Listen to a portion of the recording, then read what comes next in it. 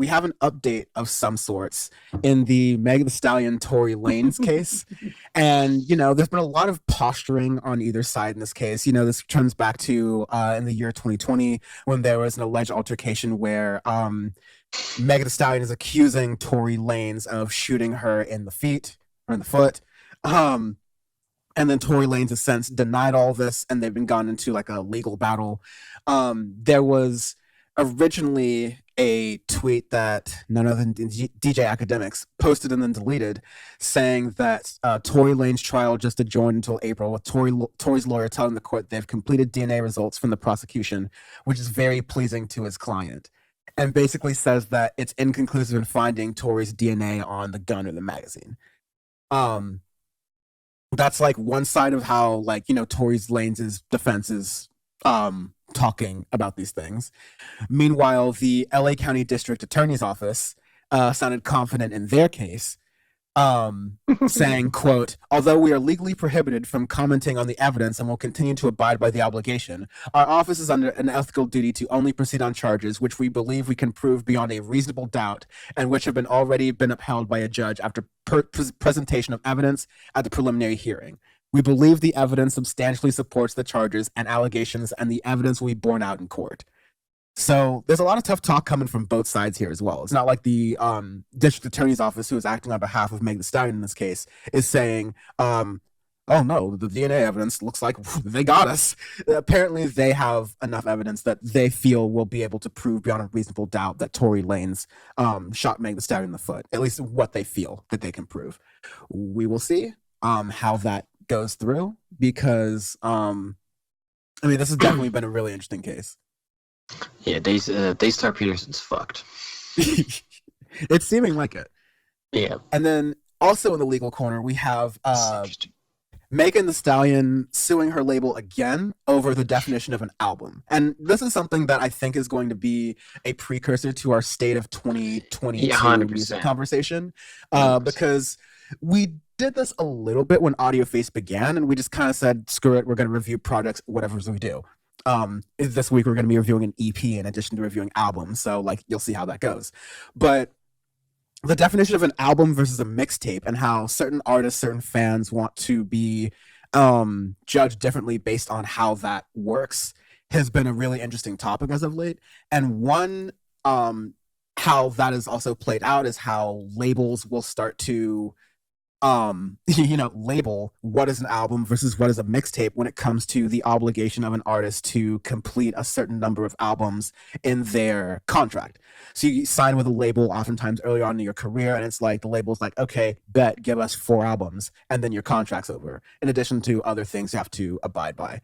And usually it's a big deal when artists are able to get off of these label contracts. They usually hate them. They want to go independent afterwards to get a lot more of their say. It's just like the Tide and 2 story. I think Charlie XCX is only recently getting out of her own label contract. So these things. And you had the thing with Lil Wayne too about the Carter 5 and just the nightmare it was just to get that released. It's tons and tons of stories of this. What's it's interesting is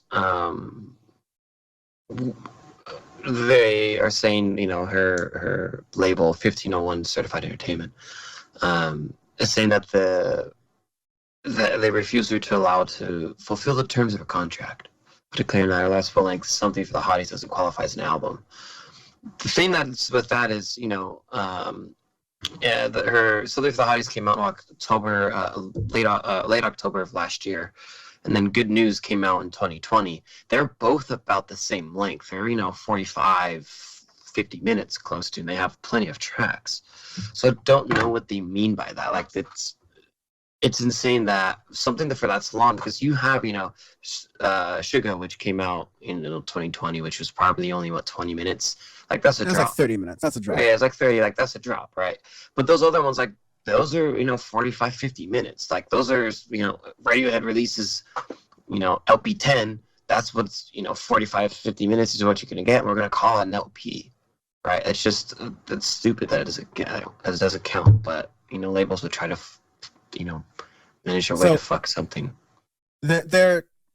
So the key issue is, well, first of all, one thing I think the label's doing, which is pretty lame, is that they are like it's pretty like bad to say. I guess like you shouldn't say lame, but like it's a dumb thing they're doing. Arguably dumb is bad in that case too. But it's not a good idea for them to be doing this.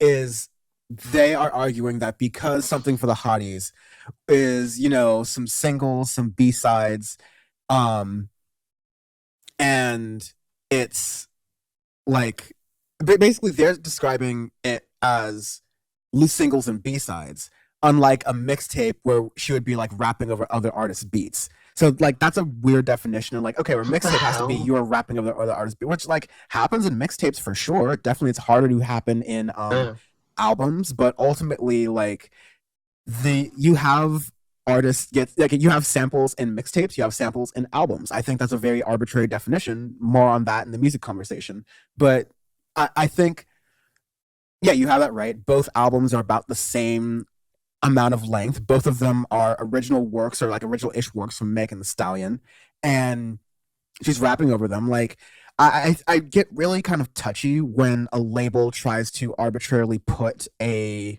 label or a marker of some kind on an artist's work and how that has to be presented and showing because I yeah, like sure, maybe it could be a drop, but I think it could totally be an album. But bigger issue here, like bigger context, is this is the third time that Meg the Stallion and her label have been in these kinds of lawsuits. yeah, So insane.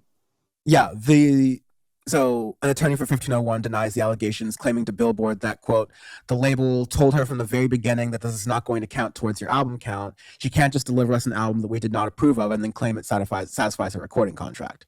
Whereas Meg the Stallion is saying that they retroactively said, "Oh no, this can't count as an album anymore." So that's kind of a question up for debate. But like all I can do is compare this to all the cases out there where artists hate their original signing labels and they like want to do everything they can to get off of them. Sometimes artists do creative ways of doing that, but don't think like I definitely think something for the hotties is one of those edge cases. Yeah, it's just definitely want to branch further on this in our state of the music industry because I have a lot of interesting ideas, but that'll be like an hour-long conversation on this. So, um, this is not going to be the last we hear of situation of these kinds popping Yeah, up for sure, 100%. It's yeah. going to be more of this happening. For that full episode, make sure you become a Syndicate 23 member at join.syndicate23.co, where we will, dissect different genres in the music like industry right now, Yes. what they're like. We do this every single year, and it's a really fun conversation to check in and go, okay, how are these genres progressing? Are they progressing? What's new for Mhm. them, or what are we going to pay attention more towards now? It's sort of like a State of the Union kind of, but for music. Um, anyways, yeah, make sure you check that out.